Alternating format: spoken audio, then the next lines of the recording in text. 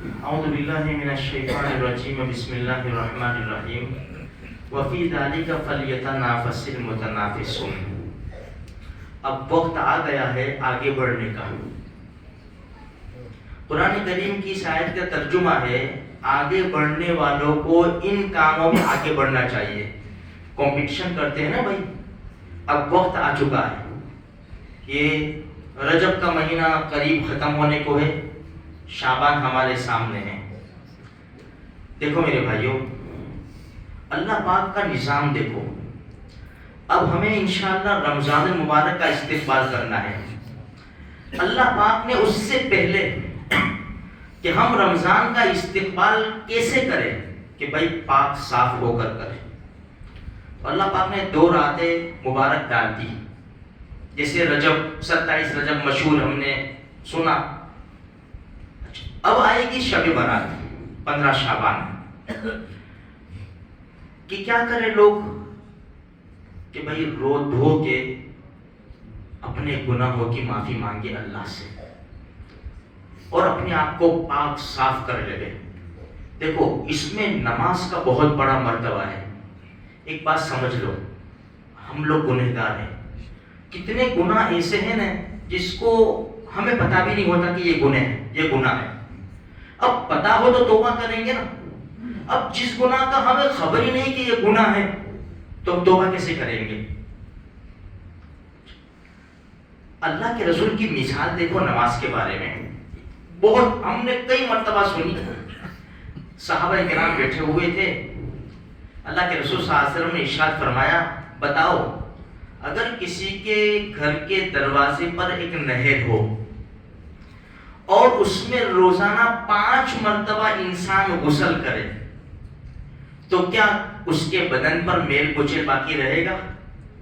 صحابہ نے فرمایا نہیں بھائی, 5 مرتبہ دن میں غسل کرے تو ظاہری بات ہے اس کے بدن کے اوپر میل کچل باقی نہیں رہے گا. اللہ کے رسول نے بہت اچھے طریقے سے, سادہ طریقے سے صحابہ کرام کو سمجھایا. بس یہی مثال 5 نمازوں کی ہے کہ انسان 5 نمازیں پڑھے گا نا تو اس کے گناہ بالکل صاف ہو جائیں گے. اب ایک بات, یہ جو مثال ہے نا, نہر نہانے کی نہیں. نہر میں جب انسان جاتا ہے پورا ڈوب جاتا ہے, غوطے لگاتا ہے, غوطے.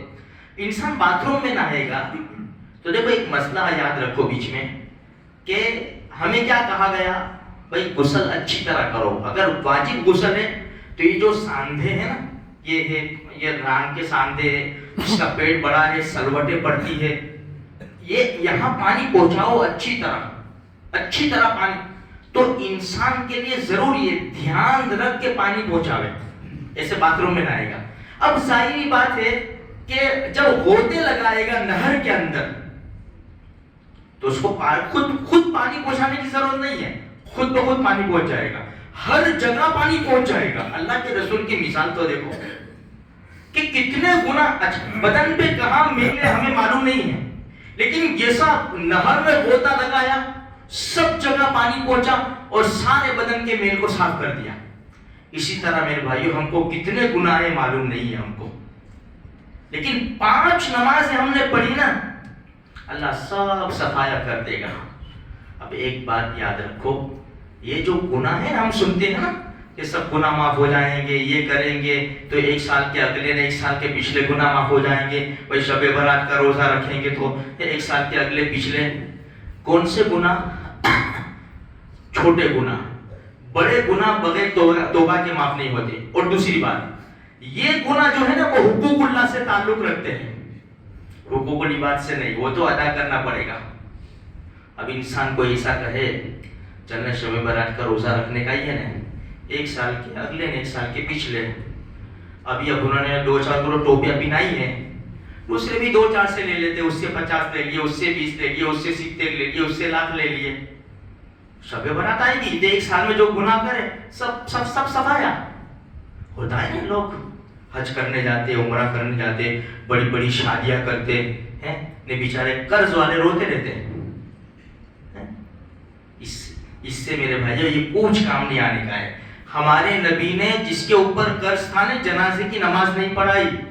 پہلے پوچھتے اس کے اوپر قرض ہے؟ ہاں قرض ہے، تم پڑھ لو. تو کوئی بھی صحابی رضی اللہ عنہ سر میں ادا کر دوں گا. اللہ کے رسول نماز پڑھا دیتے تھے. کتنی بڑی چیز ہے میرے بھائیوں، آج کتنا معمولی سمجھا ہے.